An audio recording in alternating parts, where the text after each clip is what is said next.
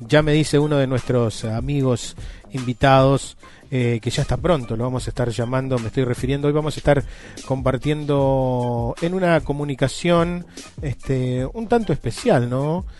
Porque nos vamos a estar comunicando vía la tecnología con un comunicador, con Ricardo Zurdo Catani, voy a decirle el Zurdo Catani, con Ricardo Catani, hombre que está trabajando en los medios, y bueno, vamos a estar charlando con él también para poder dialogar sobre ayer, ¿verdad? 3 de mayo fue proclamado, o recordamos otra nueva instancia de lo que es el Día Mundial de la Libertad de Prensa, en acceso a lo que es la información y las libertades fundamentales, que se entiende que es un derecho, pero bueno, en realidad no lo es tan así. Hay bastantes cosas para estar charlando, pero lo vamos a estar abordando con Ricardo, que yo lo tengo por ahí, a Ricardo por ahí abajo. ¿Cómo estás, Ricardo? Bienvenido, buenas tardes. ¿Cómo te va, Eduardo? Un placer enorme, siempre me genera mucho orgullo estar en comunicación con ustedes, sabés el aprecio y el respeto que siento por ese colectivo. Bueno, Ricardo, la verdad que muchísimas gracias también por dedicarnos este tiempo, este minuto de tu vida, que bueno, que también sos hombre de actividades y realmente es importante poder contar con una persona que, en lo personal, yo siempre te lo he dicho personalmente, no voy a inventar nada con esto. Sos uno de los tipos que se prepara normalmente siempre cuando va a hacer una nota, tienen invitado, sos un estudioso en esto de la comunicación en muchos aspectos también, ¿no? O sea, y por eso te invitaba, recibí el llamado a otro compañero también para poderlo sumar, ojalá que se pueda dar, la tecnología nos dé la posibilidad. Me entra un pequeño acople que debe ser tuyo, quizás, Ricardo, por ahí. ¿Será mi teléfono? Bueno, me alejo un poquito del puede monitor. ser, ahora sí, espectacular, ahora sí. Y quería charlar contigo sobre lo que podemos llegar a entender sobre lo que es la libertad de prensa, y si realmente en Paysandú podemos decir que tenemos libertad de prensa, o cómo la ves desde tu óptica. Vos sos un trabajador de los medios también. ¿Cuánta libertad contamos en Paysandú y en el Uruguay todo para llevar esta rica pasión que es la de la comunicación adelante? Yo creo, Eduardo, que la libertad la construye cada uno de nosotros en cada momento, desde el lugar que estamos. Y no quiero decir con esto que la libertad está en pararse en una esquina y gritar a los 4 vientos lo que se te viene a la cabeza, porque uno puede malinterpretar también esa función. Uh-huh. Yo no soy de aquellos que me alineo a que para ejercer un buen periodismo tenés que tener todos los días entre tus manos una bomba de tiempo e ir detonando bombas cada vez que abras la boca frente a un micrófono, cada vez que te plantes frente a una cámara o cada vez que te enfrentes a un monitor para escribir un artículo de prensa. Uh-huh. Yo creo que las libertades se construyen en el respeto, en saber los parámetros de trabajo profesional, y desde ahí, bueno, uno medirse, decir, bueno, yo para esto estoy preparado, para abordar este tema. Vos decías algo al comienzo de esta conversación que sí me genera mucho desvelo, que es el estudio. Uh-huh. No hay margen en este trabajo. Considero que si no preparás todos los días un tema, si no buscas la manera de construir el mejor relato, poco o nada sirve esa libertad de prensa que tanto se pregona. Y quiero agregar algo más. A mí no me gusta, porque hasta donde puedo no lo hago, hacer periodismo de periodistas, pero a veces uno está en la obligación, producto de lo que ha sido el propio recorrido personal que yo he hecho en esta actividad. Uh-huh. Yo no estoy de acuerdo en aquellos que, envueltos en la bandera de los derechos a la libertad de prensa o de expresión, van por la vida, insisto con lo que te comentaba anteriormente, diciendo lo que se cruza total, es libre hablar tal o cual cosa, y le prendo cartulina hablando con términos de boliche. No me alineo a eso. Creo que hay que tener altura en el relato. Soy muy respetuoso cuando encaro un trabajo en radio de lo que es la parte técnica, del vocabulario que se emplea. Ahí también uno está ejerciendo una libertad, que es enriquecer el vocabulario, tener un buen giro lingüístico, utilizar bien lo que estás intentando de construir en una frase. Por eso insisto, no es solamente el hecho de que yo estoy denunciando tal cosa, yo denuncié tal otra.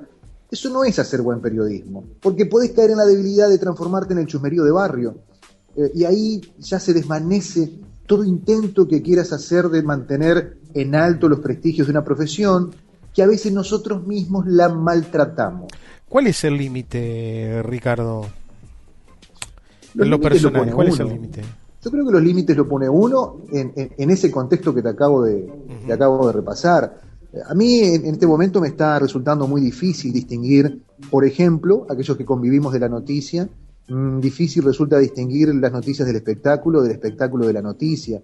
Parece que poco o nada importa informar y mantener a las plateas y audiencias lúcidas, capaces de entender lo que ocurre y cómo ocurre. Es ahí donde entra a jugar un papel fundamental nuestra labor. ¿Cómo contamos esos hechos? ¿Qué tono le damos a esas historias? Y por ende, ¿cuánto queremos aportar a la construcción de una mejor sociedad? Debería ser nuestro principal desvelo mantener nuestras audiencias preparadas, estimulando, apelando a las herramientas y recursos disponibles a los efectos de seguir consolidando la cimentación de una democracia vigorosa, participativa, de vínculos sólidos, provocando una actitud de mayor compromiso ciudadano. Yo creo que en la vida tenemos que tener límites. Cuando vos decís, bueno, ¿cuáles son esos límites? ¿Quién no los tiene en la cotidianeidad? Cada uno de nosotros, en nuestra vida privada, en nuestra intimidad, en nuestro trabajo. A veces resulta ciertamente pícaro decir, che, viste que está amordazado, no tiene, o se autocensura. Cada uno de nosotros tenemos nuestros límites si es que queremos construir una mejor sociedad. Yo creo que este es un buen momento, Eduardo, y termino el concepto, creo que este es un muy buen momento, inclusive, porque seguramente esta charla va a pasar a ese estado de conversación, yo creo que este es un buen momento de decirle a nuestras audiencias desde qué lugar uno habla. Ahí también estamos haciendo honor a la libertad de expresión. Es decir, con la honestidad intelectual con la cual yo me estoy dirigiendo a mis plateas, sabedora desde qué lugar hablo. Y con esto quiero decir que yo sería uno de los primeros en sacar del diccionario la palabra objetividad, porque no existe ese término. Todos somos subjetivos en la vida. A veces cuando uno discute con un compañero de trabajo, dice, no, hay que pararse en el medio. ¿Dónde está ese medio? Sí, ¿Dónde lo ubicás ¿cuál es ese el punto medio? de referencia, no? ¿Cómo? ¿Cuál es el punto de referencia para tomar el medio? Y Cuando a veces dice, usted está opinando o está bajando línea. Como en algún momento en una conversación, en el ámbito también del trabajo, alguien me decía, pero qué manera extraña de hacer periodismo militante. ¿Acaso el doctor, el médico no milita en su profesión? ¿Acaso la maestra, el docente no milita en su profesión?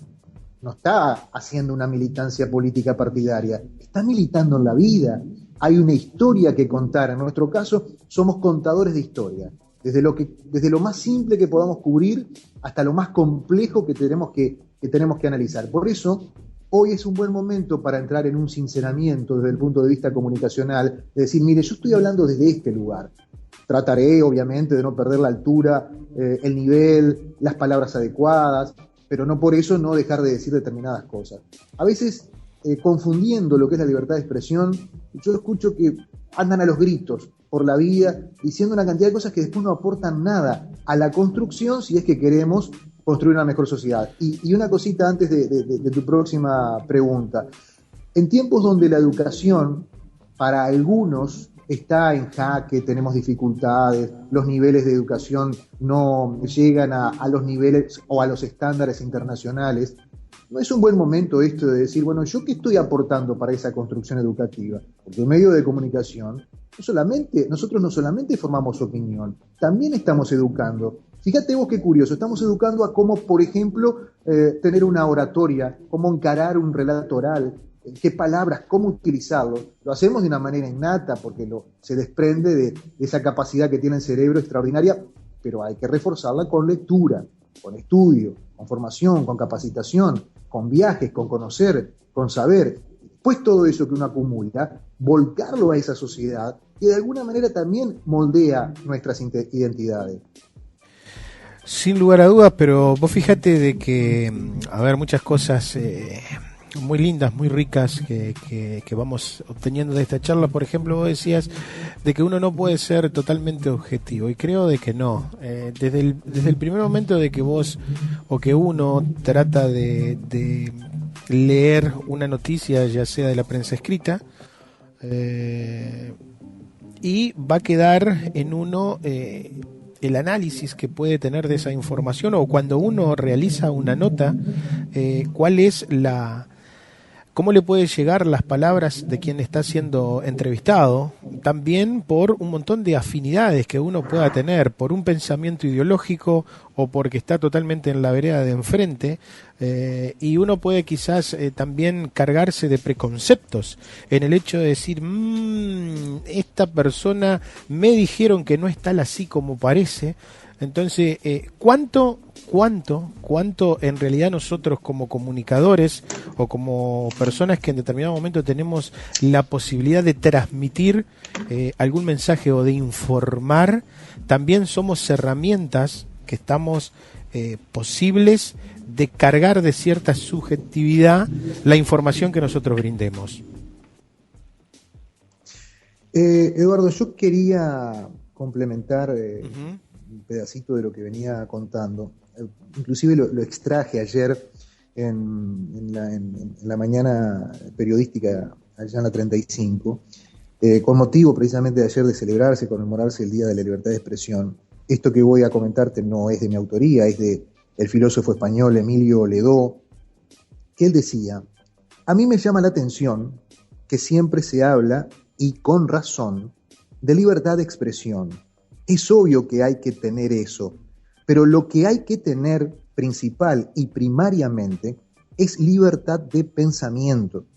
¿Qué me importa a mí, dice Ledó, la libertad de expresión, si no digo más que imbecilidades? ¿Para qué sirve entonces si no sabes pensar? Si no tienes sentido crítico, si no sabes ser libre intelectualmente.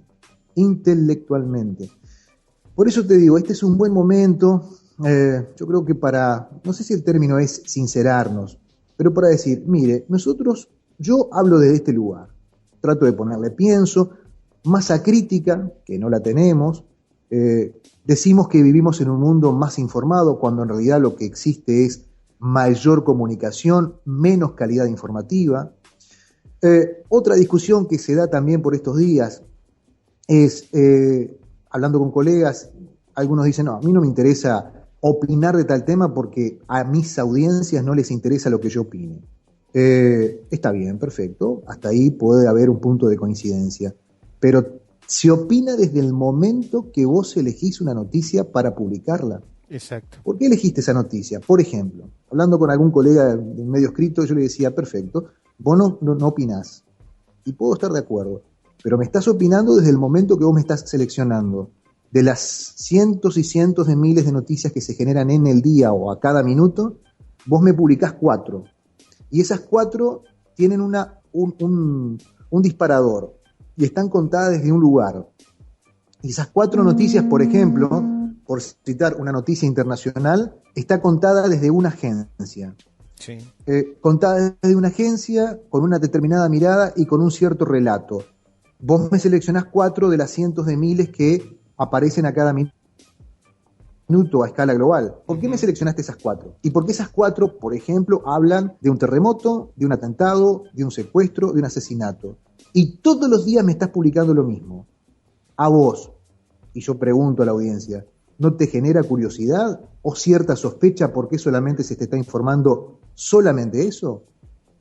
Sí, totalmente. Creo de que hoy estamos asistiendo, como vos decías, tenemos más fluidez en poder estar conectado, pero la información cada vez, a mi entender, si bien el comunicador, todos podemos hoy a través de las redes sociales estar, y para ejemplo, fíjate lo que sucedió en esta tragedia que tuvimos los uruguayos. por allá por Dolores, donde básicamente a través de las redes sociales muchos nos fuimos enterando muchísimo tiempo antes de lo que estaba sucediéndole a nuestros hermanos uruguayos, antes que cualquier informativo o cualquier medio nacional de alcance masivo pudiese tener la posibilidad de estar informándonos de primera mano para poder, como en el caso de aquellos que trabajamos, de poder tener una información del cual vos puedas repicar, algo que sea totalmente confiable, una fuente confiable, como solimos decir nosotros. Y bueno, pero también dentro de esa gran herramienta que son las redes sociales también hay de todo, absolutamente de todo, y cosas que son muy descartables y cosas que son utilizadas. Pero volviendo al tema de lo que estábamos charlando contigo en relación a que cuánto hay de la carga en esas publicaciones que sí pueden hacer los medios masivos, porque están cargados no solamente, creo, de una línea de información, que lo podemos dividir. Hay una línea de información que se puede estar sosteniendo quizás porque se diga, bueno, la audiencia quiere consumir esto, el mayor rating está en si yo informo de determinadas cosas, a todo le gusta la prensa roja, un accidente o un terremoto de más, la gente se cuelga a querer ver más, hay cierta forma de consumo mayor hacia este determinado cosa, pero la pregunta es, en realidad, los contenidos o la información real, ¿cuánto tiene de cabida en los medios tanto radiales, televisivos o en la misma prensa hoy? ¿Qué lugar se está ocupando?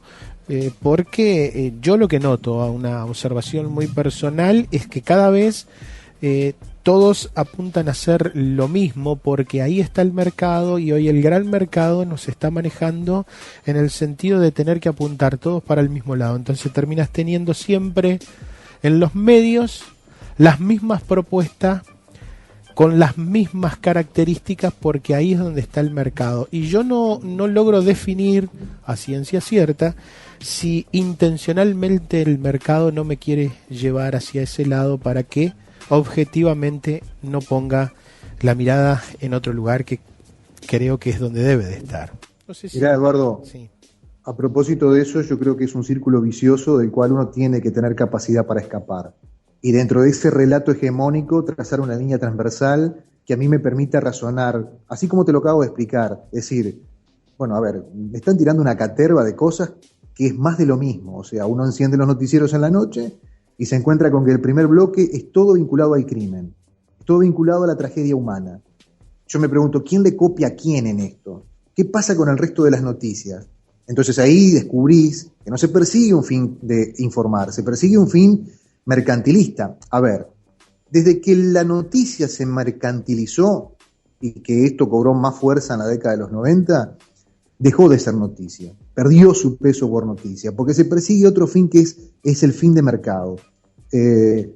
No estamos descubriendo nada, deberíamos irnos a los albores de las publicaciones. Yo recuerdo de haber leído profundamente a Pulitzer y a Hertz, dos emporios mediáticos, y que la gente sabía desde qué lugar hablaba uno y desde qué lugar hablaba otro. Después hubo un momento donde las empresas quisieron diluir eso, quisieron pasar a un estado donde el lector no interpretara muy bien quién era que estaba escribiendo y de dónde escribía, sino que se choqueara, se impactara, que le provocara ira, dolor, rechazo, bronca, angustia, lo que estaba leyendo, lo que estaba viendo.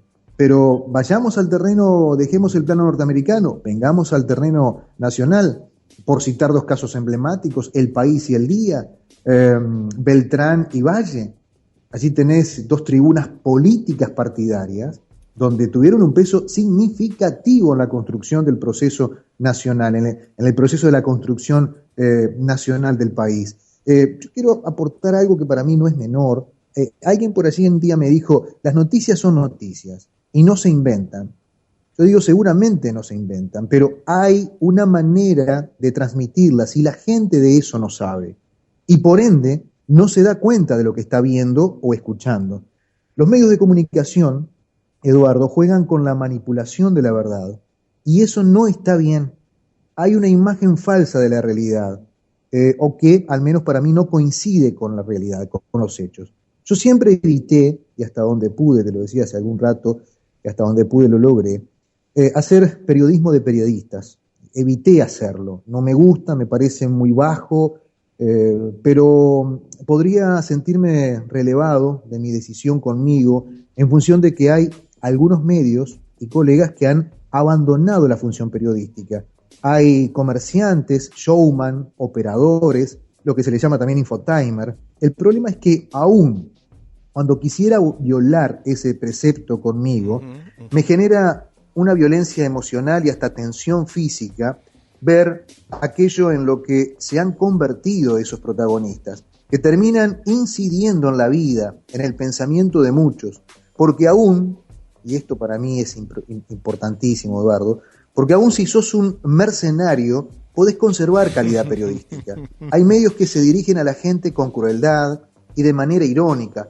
Los tratan como si fueran niños o preadolescentes que no entienden de lo que se les está hablando. Yo, con mis palabras, lo que intento es alentar a ser un poco más críticos. ¿Cómo es posible que yo, comunicador, critique una cantidad de hechos y el periodismo habla desde un lugar omnipotente, de un lugar subido al pedestal, y cuando se nos dice, pero miren que le erraron en esto, ¿y cómo yo no me voy a sentir que realmente al menos le erré y tengo que revisarme? No hace mucho tiempo atrás que salió APU desesperadamente a defender, cuando el presidente de la República a un periodista en una de sus giras por el interior, no recuerdo el tema puntual, tal vez vos lo retengas, le dice, muchachos, aflojen un poquito, se les está yendo se les está yendo la moto, no con estas palabras textuales, pero hasta con una voz paternalista, con un guiño como diciendo, ¿te parece? Y eso que dice el presidente nos pasa a nosotros cuando a veces miramos un titular y uno después termina leyendo el artículo, desglosándolo, hasta el propio artículo desglosado termina contradiciendo lo que aporta el titular. Y uno se pregunta, ¿te parece que era para cubrirlo así? ¿Te parece que era para escribirlo de esta manera? Fogoneando, solamente persiguiendo la bronca, la ira de quien sabés que te puede leer. Me parece que eso no es periodismo, pero esto es una opinión estrictamente personal, respetando todos aquellos que, bueno, entienden que la profesión tiene que ir por otros carriles. Sí, claro, siempre son opiniones personales, pero también creo de que lo bueno y lo rico de esto es de que quizás yo soy de los que apoyo que en la discusión está el crecimiento cuando se da con lealtad y con honestidad. Vos fíjate que yo creo de que estuve observando los portales informáticos capitalinos, los grandes medios y demás, y vos fíjate que todos se centraban, por ejemplo, yo lo decía ayer en el programa, todos se centraban en el corte del puente que hubo, una demanda prácticamente que cubrió todos los informativos, menos excepto, por ejemplo, el de TNU, el de Canal Nacional, y yo lo dije, si uno quiere enterarse realmente de lo que está sucediendo con el apoyo a los uruguayos, donde llegaron contenedores para que la gente viviera en una ciudad que fue arrasada, digo, y donde vos sabés, o en el caso nuestro, nosotros tenemos la información de primera mano porque tenemos compañeros de la brigada del Zunca, de gente trabajadora que viajó desde acá, que están apostados, que están laburando, que están metiendo, y siempre son, y vos eso no ves que sean los grandes titulares, no se corre toneladas de tinta diciendo que el laburador, el trabajador de las 8 horas es el que está apuntalando a otro semejante, sacándolo para adelante. No, se le da la información a 30 que cerraron un puente. Entonces eso creo que también yo trato de fijarme aquí en Paysandú, qué es lo que pasa en relación a la comunicación aquí en Paysandú. Yo creo que analizando un poquito, muy atrevidamente y observando lo que es Paysandú, creo que Paysandú tiene, no sé si una prensa amiga, porque no es una prensa amiga, no son periodistas amigos, pero creo que hay cierta cordialidad, y esa cordialidad se entremezcla con el respeto hacia las personas que están en diferentes funciones, y aquellos que están en diferentes funciones tienen el respeto hacia el comunicador. Creo de que en Paysandú hay un cierto equilibrio entre aquellos que hacen o cumplimos la función de comunicar o de comunicadores y con aquellas personas que tienen la posibilidad de generar información. Ahora, lo que sí me sigue llamando la atención es que cuánta gente hay en los medios trabajando y que en realidad estamos todos totalmente desperdigados. Nunca en Paysandú se ha podido lograr tener la unificación, ya llámese en un gremio, en, no sé, ponele el nombre que quiera, pero como que cada cual en determinado momento termina cinchando la piola para comer de su montículo de pasto y sin importarle a veces de quién está del otro lado de la cuerda. Sí, pues es que en ese sentido, Eduardo, creo que también es producto de lo que es la construcción del mundo actual, ¿no? Nos han construido un mundo de la puerta para adentro de nuestros hogares y eso genera individualismo, genera no te metas con determinadas cosas, es decir, los medios han llegado a un punto de egoísmo que la televisión te dice que vas a salir afuera, quédate aquí que nosotros te contamos desde el fútbol, no vayas al estadio, nosotros te lo mostramos acá, te vamos a mostrar parte de cómo se incendia el país, por más que vos después salís a la puerta de tu casa y te encontrás con que ese incendio no es tal, porque yo acá quiero hacer foco en lo que se cuenta desde Montevideo y lo que realmente pasa en el interior. Y ahí es donde yo también aliento, estimulo a que seamos un poquito más críticos, a que seamos un poquito más curiosos. A mí me pasa que llevo adelante otro trabajo en el periodismo que es recorrer mucho el interior del interior. Desde el año 2009 a la fecha he recorrido todos los centros poblados de 7 departamentos casi, estamos terminando de hacer el departamento de Tacuarembó, y te puedo asegurar que no tiene absolutamente nada que ver lo que mis ojos ven con lo que me cuenta Montevideo. Y Montevideo cuando viene al interior solamente viene a contar tragedias. Sí. ¿A vos no te hace ruido eso? ¿No te parece un atropello a la inteligencia humana que haya ocurrido un tornado un viernes y hayan pasado 2 semanas y se sigan haciendo programas especiales y coberturas especiales y entrevistas a expertos y entrevistas a este y aquello y generar una serie de contenidos que vos después entrás a escarbar y decís, está bien dar una mano, ¿cómo no? ¿Cómo no vamos a ser solidarios? Eso es una cosa. Ahora, montar el gran show de la noticia en base a una tragedia, me parece que nosotros también, insisto con lo del principio de la conversación, aportamos a construir una mejor sociedad. Aportamos a construir una mejor sociedad. No juguemos a los distraídos con esto. No digamos, no, yo cuento lo que pasó, yo después no, porque vos, yo, todos los que estamos en este ámbito de trabajo, somos ciudadanos también. Y me parece que en la medida que nos elevemos, que le pongamos masa crítica, que ayudemos a comprender determinadas cosas con otros elementos que nosotros por nuestro trabajo manejamos, me parece que termina siendo vital. A mí me genera ya mucho ruido. Por ejemplo, vos estás en un medio comunitario. Uh-huh. Yo en determinado momento, cuando se originaron los medios comunitarios, los aplaudí desde el origen, porque yo dije, va a ser otro relato, va a ser un periodismo más comprometido, va a tener que tener apoyo, va a tener que el Estado decir, bueno, le vamos a dar los recursos para que ustedes puedan pelear de igual a igual en un mercado que solamente se la lleva el medio comercial. Pero bueno, después sabemos cómo terminó esta película. Se los usó en campañas políticas partidarias y después quedaron a suerte del destino. Y aquí en Paysandú quedaron 2 emprendimientos de los 3 o 4 que había. En otros departamentos habían más cantidades. Pero después todos aquellos políticos que usaron minutos y minutos y minutos en campañas políticas, y estoy haciendo referencia al Frente Amplio, uh-huh, después le soltó la mano a todos esos emprendimientos, que sabemos muy bien cuál era el fin y cuál es el fin que persiguen. Y el otro es los medios públicos. Los medios públicos que juegan un rol también fundamental y vital. Yo realmente, no me genera mucha simpatía que el medio Radio Uruguay haya puesto repetidoras en gran parte del territorio nacional para que me cuenten cosas de lo que ocurre en Montevideo. Yo vivo en Paysandú, sí. Necesito reforzar mi identidad local, quiero hablar de mis cosas, de las que me generan angustia, de las que me generan alegría, de las que me generan dolor, de las que me generan beneplácito, pero de las cosas que ocurren acá. Entonces, los medios públicos hoy, y lo digo, Radio Uruguay, que se jacta de decir las voces del interior y le dan a los colegas a las 6 de la mañana 5 minutos y le dicen qué es lo que tienen que hablar, porque le dicen, mirá, cubrime tal cosa, necesito que me hables de esta cosa. ¿Cómo necesito que me hables de esta cosa? Sí, totalmente. Entonces, ahí, Eduardo, es donde yo me pongo, disculparán las palabras, pero medio perro, porque creo que el medio comunitario, el medio público, cumplen otro rol que no es el rol de mercado, o sea, perseguir la mercantilización de la noticia. Entonces yo por eso siempre aplaudo el emprendimiento de ustedes, que lo hacen con un esfuerzo tremendo, extraordinario, me consta, y ustedes lo han abrazado con extraordinaria pasión. Entonces, enfoquemos bien, veamos bien, y ya estamos los dos grandes. Yo no te estoy diciendo esto por aplaudirte, porque genera simpatía o por el vínculo que tenemos. Lo digo basado en los hechos, nada más.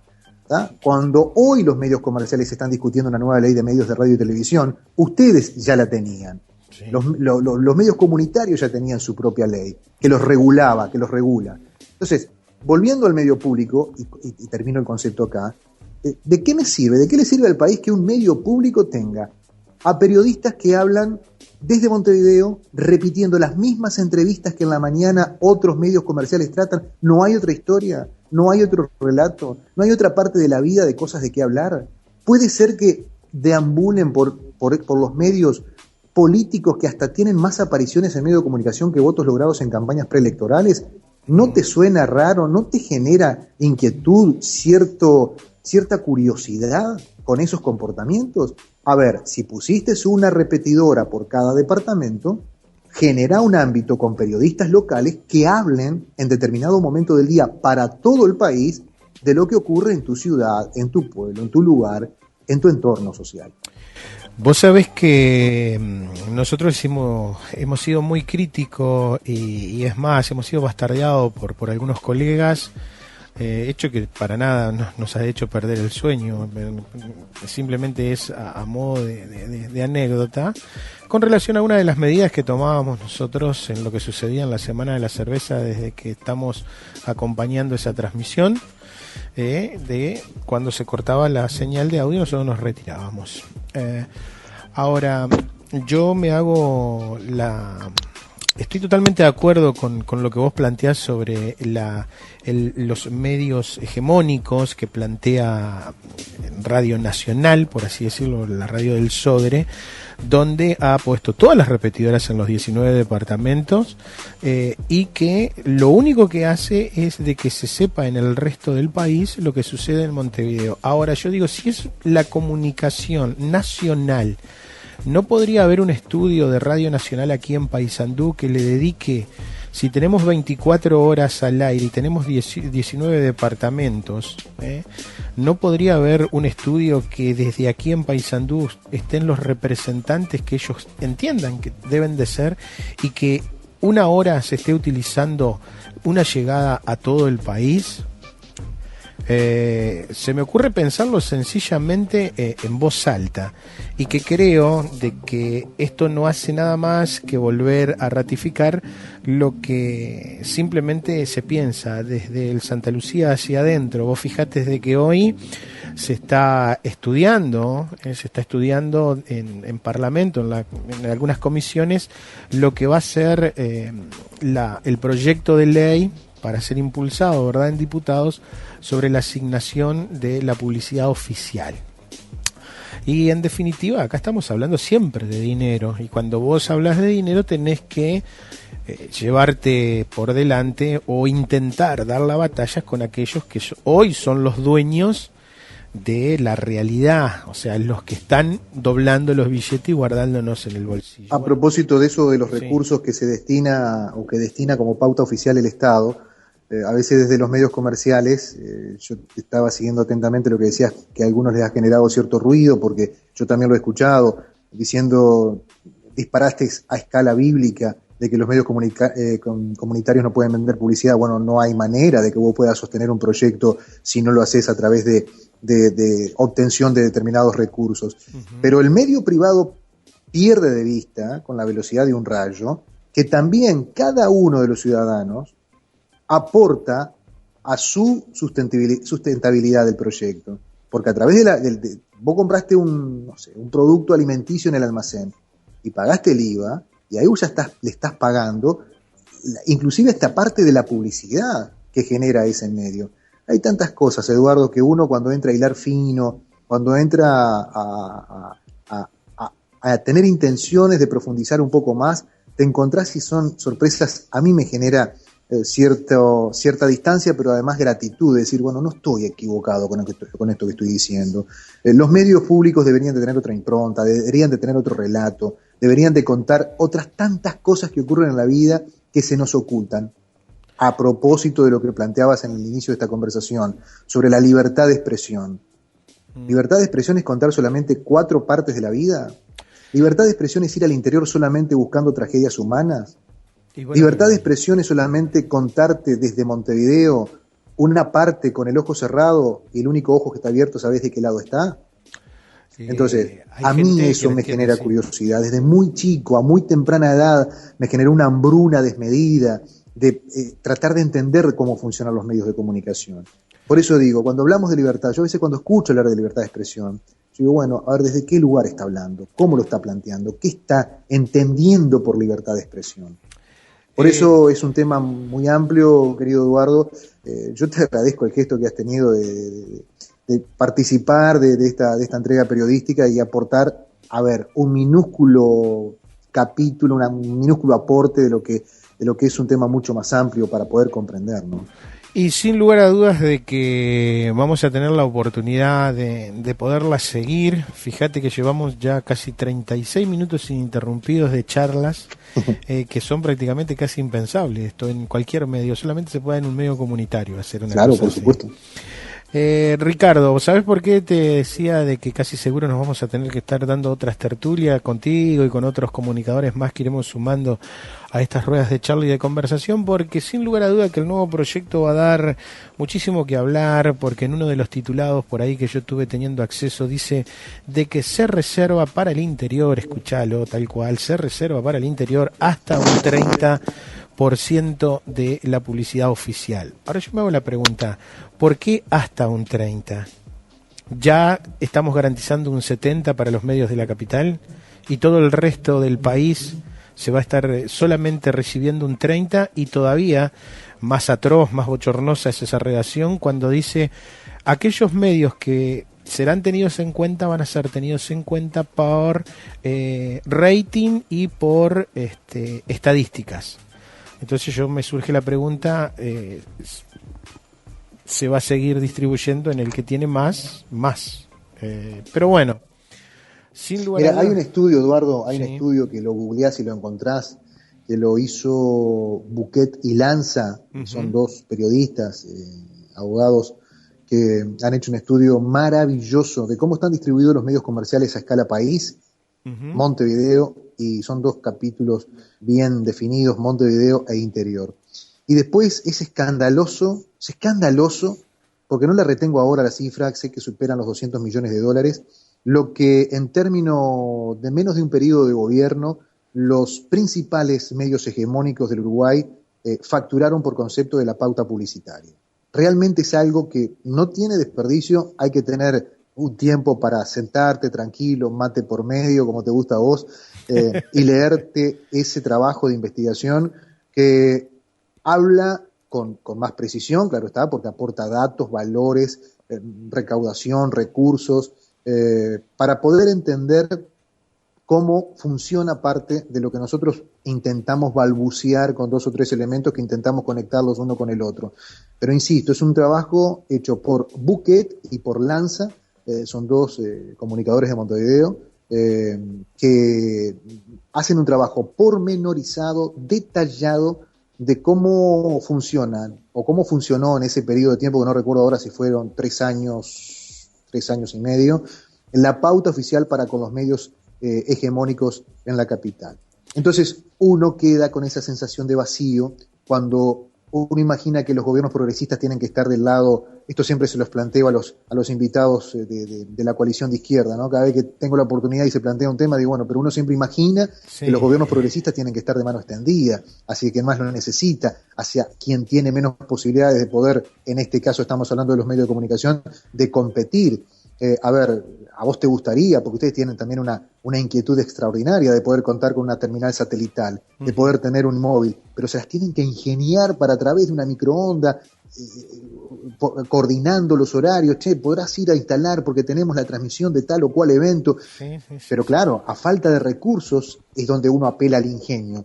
Pero no sería otra la historia si tuvieras como... A ver, para que tenga idea la gente, en Montevideo un noticiero de canal de aire, ¿sabes cuántas personas tiene contratadas? ¿Un noticiero de aire? Un noticiero de los principales de la noche. ¿Cuántas personas puede involucrar un noticiero de cualquier canal de aire de Montevideo? Y dado el profesionalismo, yo supongo que deben andar cerca de entre 30 y 40 personas. 50 personas. 50 personas, sí. 50 personas entre el mobilero, entre el técnico, el microfonista, el camarógrafo, el chofer, coordina para que el satélite, coordinar el tiempo del satélite, para hacer el móvil en vivo. Entonces, hay mucha desventaja. Mucha desventaja. Bueno, pero mira que esa desventaja no se da por capacidad, se da por plata solamente. Bueno, claro, por eso te digo. Ahora, lo que yo voy, cuando vos decís eso, se va a medir el rating. Eso es para los medios comerciales. Totalmente. Porque para los medios comunitarios, donde me parece que el gobierno no ha terminado de entender que el medio comercial persigue un interés, el medio comunitario persigue otro. Y el medio público persigue otro. Sí, debería. Esto en otros países está lo suficientemente definido. Cada uno sabe bien qué rol cumple. Es decir, qué trabajo periodístico se hace en un medio comunitario, qué trabajo periodístico se hace en un medio público y cuál es el trabajo periodístico que hace un medio comercial. Y esto también nosotros tenemos que explicarlo, porque muchas veces la gente sintoniza y bueno, pone un programa de música, pone un programa de opiniones, un noticiero, pero no logra entender desde qué lugar se está hablando. Por eso a mí me parece que es momento de desnudarnos intelectualmente y decir, ¿sabe qué? Fulano le está hablando de este lugar, Ricardo Catani le habla desde este lugar. ¿Tá? Donde uno tiene capaz, porque yo me siento más pro Estado, si vos sos pro Estado, si vos querés consolidar la democracia, seguramente vas a estar más del lado progresista. Ahora, si vos estás del lado del neoliberalismo, del capitalismo desmedido, vas a estar más afín a las derechas. Pero esto no lo inventa Ricardo Catani, no, esto es una cuestión de lo que ocurre a escala global. Totalmente que es así. Ricardo, no me queda más que agradecerte, hermano, porque en realidad te he robado 41 minutos de tu ajetreada vida y quiero agradecértelo al aire. En realidad teníamos pactado que vos pudieras estar aquí en el estudio y los hemos hecho vía tecnológica, vía Skype. Espero que haya salido de la mejor manera y que nuestra audiencia lo haya podido disfrutar tanto como lo he disfrutado yo, como lo he gozado. Para mí estos momentos de la comunicación así distendida, de poder charlar. A veces algunos me dicen, uy, loco, se mandan cada cambio que se me hace imposible seguirlo. Bueno, proponemos algo distinto. El que quiera mirar a Real, que sintonice el televisor, y el que quiera escuchar otra cosa, es tan simple el poder desmover el botón. Quizás de repente el que se quiere quedar un rato a escuchar un poco de, no sé si de radio, esta frecuencia amiga, meterle un poco de pienso, ver a ver si en definitiva este tema tirado sobre la mesa nos da la posibilidad de cuando estemos con el mate arrancar la conversación con alguien más, ya está el objetivo logrado. Eso es lo que perseguimos.